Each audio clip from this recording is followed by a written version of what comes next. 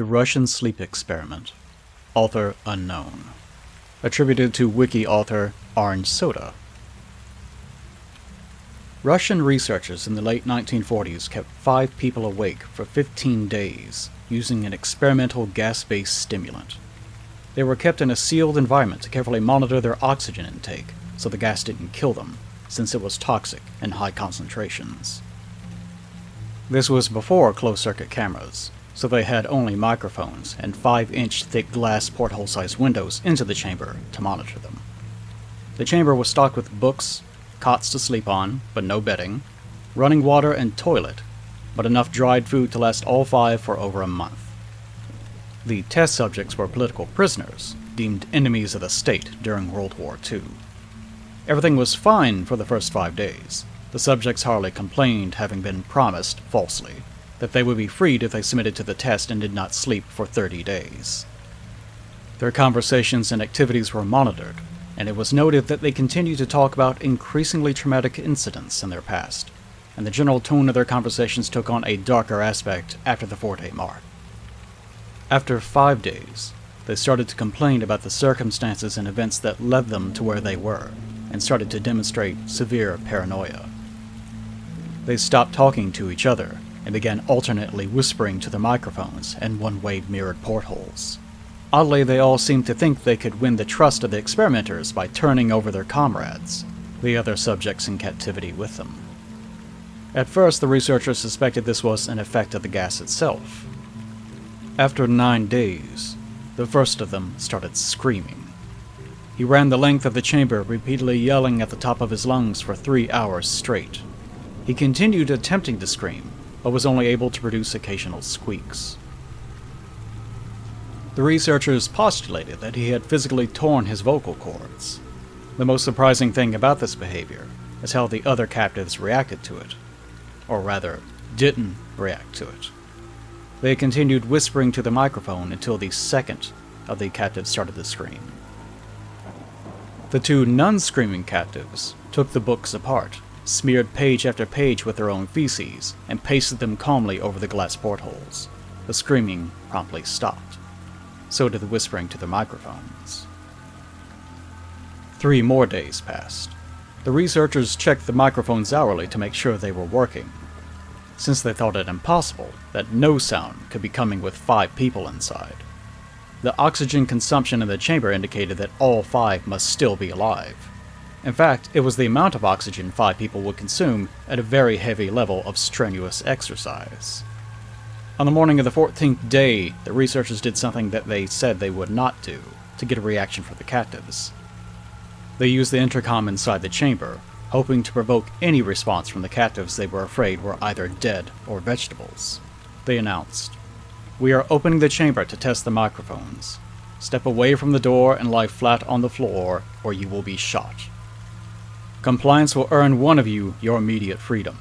To their surprise, they heard a single phrase in a calm voice respond, "We no longer want to be freed." Debate broke out amongst the researchers and the military forces funding the research, unable to provoke any more response using the intercom. It was finally decided to open the chamber at midnight on the 15th day. The chamber was flushed of the stimulant gas and filled with fresh air, and immediately voices from the microphones began to object. 3 different voices began begging, as if pleading for the life of loved ones, to turn the gas back on. The chamber was opened, and soldiers sent in to retrieve the test subjects. They began to scream louder than ever, and so did the soldiers when they saw what was inside. 4 of the 5 subjects were still alive, although no one could rightly call the state that any of them were in life. The food rations past day 5 had not been so much as touched. There were chunks of meat from the dead test subjects' thighs and chests stuffed into the drain in the center of the chamber, blocking the drain, allowing 4 inches of water to accumulate on the floor. Precisely how much of the water on the floor was actually blood was never determined. All 4 surviving test subjects also had large portions of muscle and skin torn away from their bodies. The destruction of flesh and exposed bone on their fingertips indicated that the wounds were inflicted by hand, not with teeth as the researchers initially thought. Closer examination of the position and angles of the wounds indicated that most, if not all of them, were self-inflicted. The abdominal organs below the ribcage of all 4 test subjects had been removed. While the heart, lungs, and diaphragm remained in place, the skin and most of the muscles attached to the ribs had been ripped off, exposing the lungs through the ribcage. All the blood vessels and organs remained intact. They had just been taken out and laid on the floor, fanning out across the eviscerated but still living bodies of the subjects. The digestive tract of all 4 could be seen to be working, digesting food. It quickly became apparent that what they were digesting was their own flesh that they had ripped off and eaten over the course of days. Most of the soldiers were Russian special operatives at the facility, but still, many refused to return to the chamber to remove the test subjects. They continued to scream to be left in the chamber and alternately begged and demanded that the gas be turned back on, lest they fall asleep. To everyone's surprise, the test subjects put up a fierce fight in the process of being removed from the chamber. One of the Russian soldiers died from having his throat ripped out. Another was gravely injured by having his testicles ripped off and an artery in his leg severed by one of the subject's teeth. Another 5 of the soldiers lost their lives if you count ones that committed suicide in the weeks following the incident. In the struggle, one of the 4 living subjects had his spleen ruptured and he bled out almost immediately. The medical researchers attempted to sedate him, but this proved impossible. He was injected with more than 10 times the human dose of morphine derivative and still fought like a cornered animal, breaking the ribs and arm of one doctor. His heart was seen to beat for a full 2 minutes after he had bled out, to the point that there was more air in his vascular system than blood. Even after it stopped, he continued to scream and flail for another 3 minutes, struggling to attack anyone in reach, and just repeated the word "more" over and over, weaker and weaker, until he finally went silent. The surviving 3 test subjects were heavily restrained and moved to a medical facility, the 2 with intact vocal cords continuously begging for the gas, demanding to be kept awake. The most injured of the 3 was taken to the only surgical operating room that the facility had. In the process of preparing the subject to have his organs placed back within his body, it was found that he was effectively immune to the sedative that they had given him to prepare him for surgery.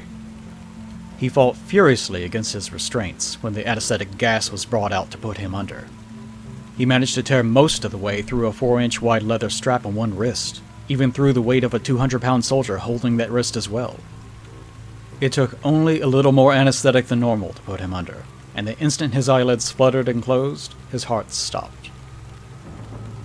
In the autopsy of the test subject that died on the operating table, it was found that his blood had triple the normal levels of oxygen.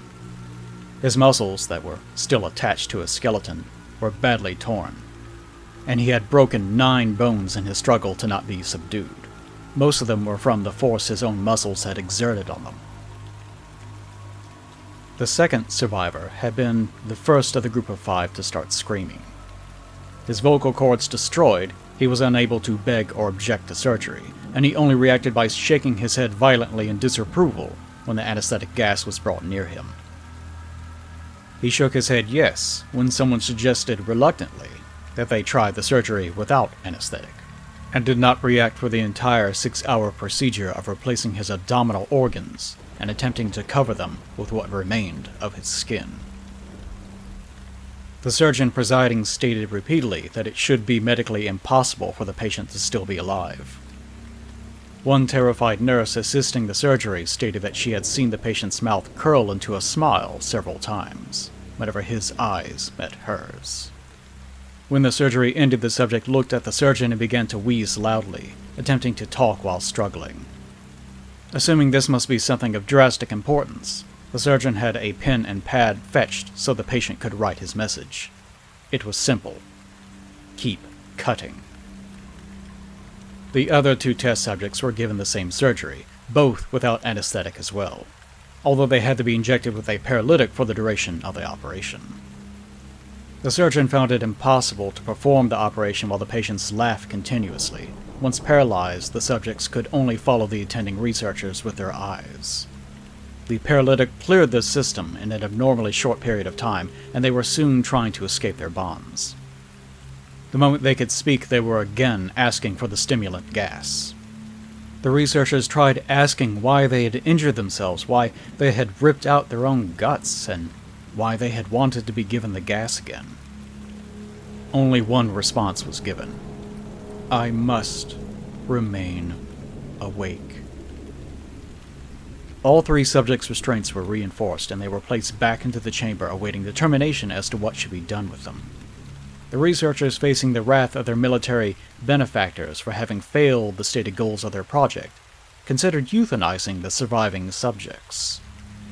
The commanding officer, an ex-KGB, instead saw potential and wanted to see what would happen if they were put back on the gas.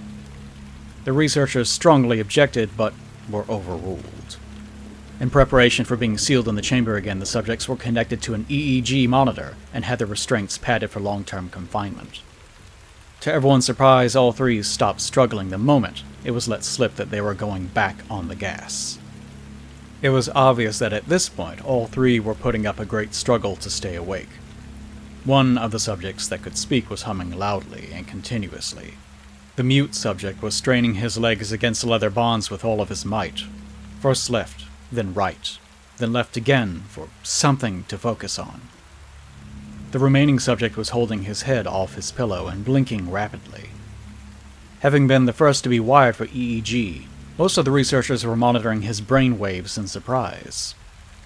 They were normal most of the time, but sometimes flatlined inexplicably. It looked as if he were repeatedly suffering brain death before returning to normal. As they focused on paper scrolling out of the brainwave monitor, only one nurse saw his eyes slip shut at the moment his head hit the pillow. His brainwaves immediately changed to that of deep sleep, then flatlined for the last time, as his heart simultaneously stopped. The only remaining subject that could speak started screaming to be sealed in now. His brainwaves showed the same flat lines as one who had just died from falling asleep. The commander gave the order to seal the chamber with both subjects inside, as well as 3 researchers. One of the named 3 immediately drew his gun and shot the commander point blank between the eyes, then turned the gun on the mute subject and blew his brains out as well. He pointed his gun at the remaining subject, still restrained to a bed, as the remaining members of the medical and research team fled the room. "I won't be locked in here with these things! Not with you!" he screamed at the man strapped to the table. "What are you?" he demanded. "I must know!" The subject smiled. "Have you forgotten so easily?" the subject asked. "We are you. We are the madness that lurks within you all, begging to be free at every moment in your deepest animal mind. We are what you hide from in your beds every night. We are what you sedate into silence and paralysis when you go to the nocturnal haven where we cannot tread."